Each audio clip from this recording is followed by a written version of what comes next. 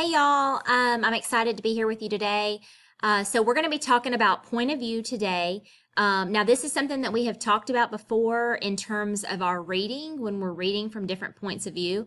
But today we're going to be looking at it from a writing standpoint and how you can write from different points of view. So first thing, we're going to kind of go over some material that shouldn't really be anything too new. We've heard about point of view from even when you were in kindergarten and they wanted you to write a story from your point of view. So none of this will be brand new material, but we definitely want to refresh to make sure that we understand each level of point of view so that we can write from the correct one, okay? All right, so when we're looking at point of view, we know that that is telling us, who is it that's telling the story? Who is the narrator in that moment, okay? So we have read books from different points of view from different characters. I know I've given y'all some examples like the book Wonder, how each chapter is written from the perspective or point of view of one of the other characters. But we want to look a little bit more closely, okay? So what is point of view? When a story is told from the perspective of either a character within the story or from a narrator outside of the story, okay? And what are the 5 different points of view? So first person, that's probably one that we probably use the most when just day-to-day conversations, when you're talking about things that you did, you use the keywords like I, me, my. Second person point of view, those are going to be your yous, yours. Third, omniscient, and third, limited, and third, objective. So we'll look at those a little bit more closely, okay? All right, so first person point of view, that's when the narrator is a character in the story. The reader is able to know that character's thoughts, feelings, actions, and words. And the key words, kind of like I mentioned, are the I, me, my, us, we, our, mine. Okay, so those are the keywords that you're going to be hearing with first person. Second person point of view. Now this is when the second person is used to address the reader, when it's talking directly to the reader. So it's not as common, but it's used more for like commercials and instructions, especially like in recipes. It'll say, okay, the next thing you're going to do is measure 2 cups of flour. Okay, so it's talking directly to whoever is the intended reader. Okay, now so second person keywords, those are going to be you, your, yourself, your as in you are. So those are things that we want to look for. Now, with that said, when we're using point of view in our writing, if we're intending to write from second person point of view, if we're talking directly to our reader, it's okay to use these keywords. But if we're telling a story from the outside looking in or as one of the characters in the story, we're not really going to use the you, your, second person point of view keywords. Okay, so just keep that in mind. All right, moving on to third person point of view. So this is when the narrator is not involved in the plot or the story and is telling the story from the outside perspective, okay? So this is like outside looking in, okay? Now, third person omniscient, this is when the narrator is all-knowing. They know everything. They know all the things about everybody, okay? And that is when the narrator is able to know thoughts and feelings of all characters. So it might say Bob felt like his friends were treating him unfairly. Okay, so it's saying felt as though the narrator knows how Bob's feeling, even though Bob's not the one speaking. Okay, so that would be third person omniscient. That is when the narrator knows everything. Okay, third person limited. This is when the narrator is limited to the thoughts and feelings of only one character. So let's say that we have Bob and Susie, but we only know how Bob's feeling. We don't know Susie's. That would be third person limited. You're limited on what you know as third person limited, okay? All right, third person objective. This is when the narrator is unable to enter any character's minds, but is still an outside observer who only shares what is seen and heard. All right, so this is like when we are reading a story and it's talking about characters, like when we read Monsters Are Due on Maple. We have the teleplay, we're reading the lines, we're seeing the story be told from the outside looking in. However, we don't know how anybody is thinking or feeling. We don't know if they're scared in those moments. We can take some guesses from what is being said by the dialogue, but we don't actually know our thoughts and feelings. So that would be third person objective. All right, so the keywords for third person are going to be he, she, they, him, her, and them. Okay, so keep that in mind. Again, outside looking in. All right, so again, I know we've talked about point of view before, but that was just kind of a refresher to go back over the different points of view, and then we're going to look at how that's going to come into play when we are writing something. So the activity that we're going to be doing is a historical Instagram. And I know that a lot of you, social media plays a big aspect in your life, and a lot of you are on social media, or you hear about things on social media, that sort of thing. So we are going to kind of take a dive back into history, specifically Black History Month here in February, and we're going to be looking at what an Instagram might have looked like had it been a historical figure, okay? So now I did list some here, like specifically when speaking of Black History Month, Martin Luther King, Rosa Parks, Jackie Robinson. I know y'all have learned about Gandhi in social studies, so I included Gandhi also.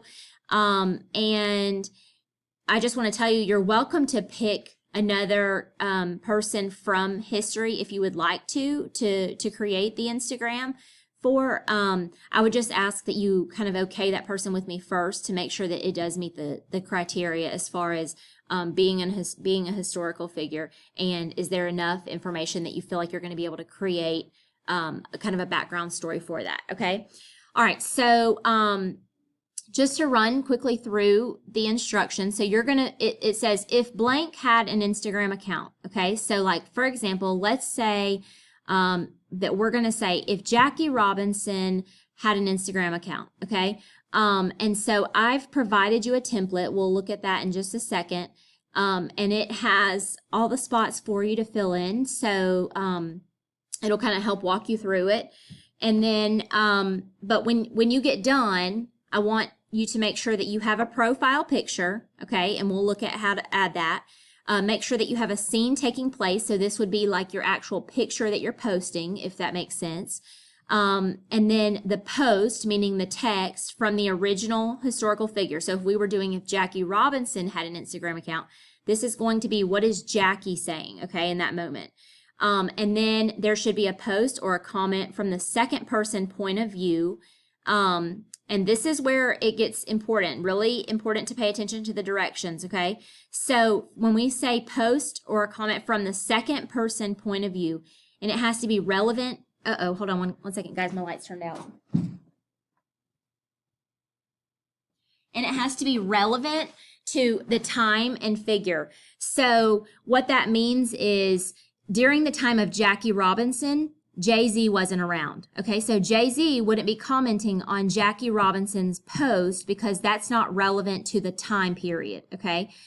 So we would want to make sure that we find somebody relevant to the time period. Maybe it was one of the team players that Jackie played with or something like that. Maybe that would be relevant to the time, okay, and to the figure. So we want to consider that carefully. And then lastly, a post or a comment from a third person point of view. Now this can be anybody. So this is just totally outside looking in. This could be you today going back and looking at Jackie Robinson's Instagram from way back when.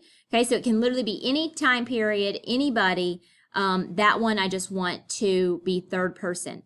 Now, the purpose of this is for you to demonstrate that you can create an Instagram from the first person point of view, which is whoever you choose as your historical figure, and two, that you can show that when you're writing in second person, you're using the correct keywords, that you're not making the transitions in between, because you don't want to shift in your point of view. You don't want to when you're writing from a certain point of view, you don't want to shift in that. You want to stick with it throughout the entire writing, okay?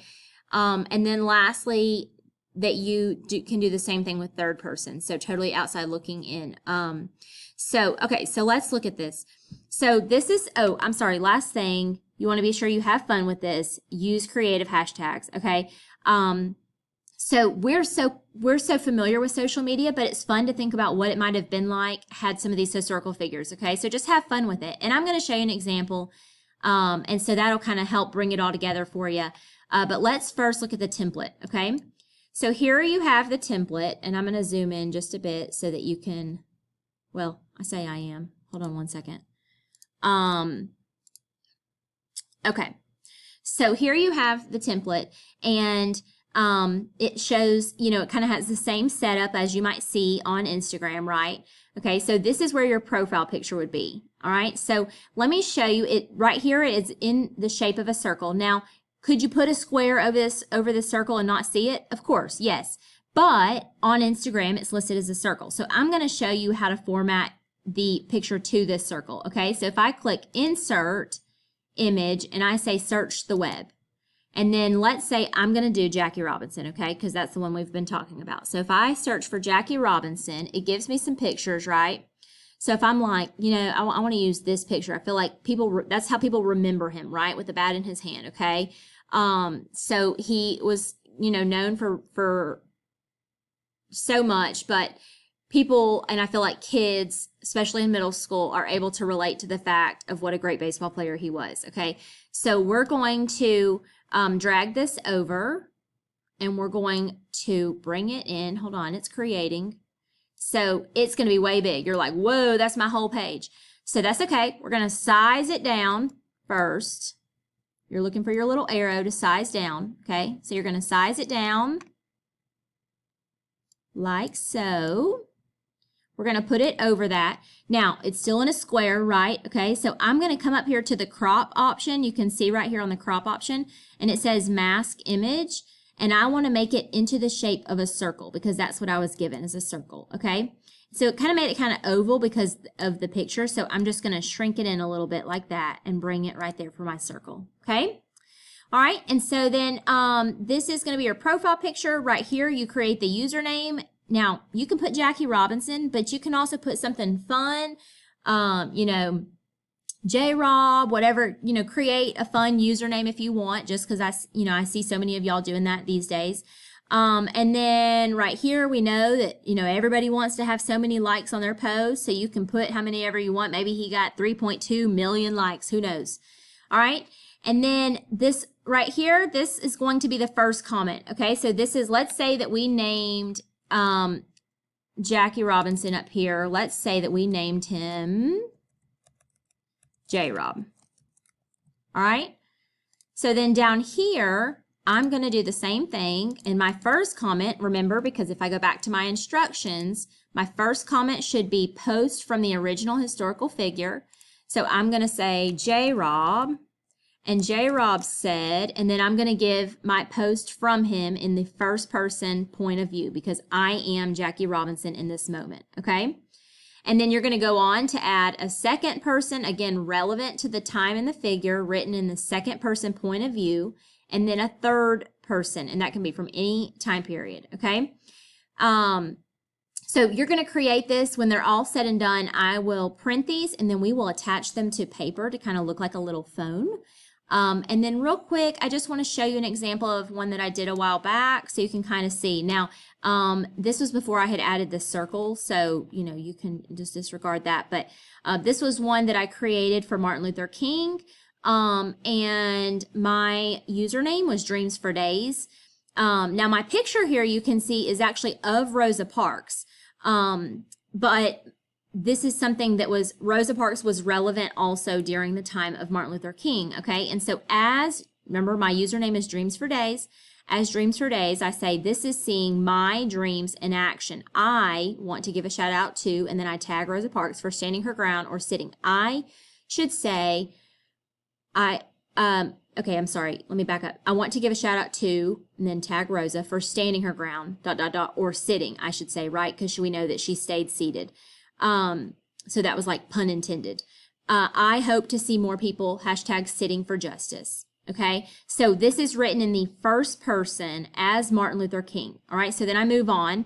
Rosa Parks, who again, relevant during Martin Luther King's time, and relevant to Martin Luther King, tags him back and says, thank you for all your support. You are an inspiration and you will go on to accomplish great things for this nation. Okay, so do you hear the yous and the yours? Second person point of view, okay? And then she says hashtag long day, hashtag exhausted, hashtag it's more than that. All right, so we know that was her stance and her making a move, okay? And then right here, I chose to kind of keep it relevant and did Reverend Jesse Jackson and said, today was one for the books. Rosa, okay, we're looking from the outside in, third person, so using whoever the quote-unquote character or person's name is. Today was one for the books. Rosa made the move, or rather, didn't make the move. She refused to give up her seat on the bus. Although the police arrested her, she has inspired so many, and they are about to make a stand with the Montgomery bus boycott. Hashtag equality, hashtag walk to work, hashtag support Rosa. Okay? And then you can see we put it on paper to kind of look like a phone. So anyways, that is what you will be doing. I challenge you to really think about what scene you would have seen here from the person that you choose, so that it is very relevant to the historical figure of your selection and of the time period, and just kind of also help bring awareness, with Black History Month. So I encourage you to reach out to me if you have any questions, or if you're not sure about something, or if you're having trouble finding some information, just let me know. But I can't wait to see them. Y'all are going to do great. So, all right. Thanks, y'all.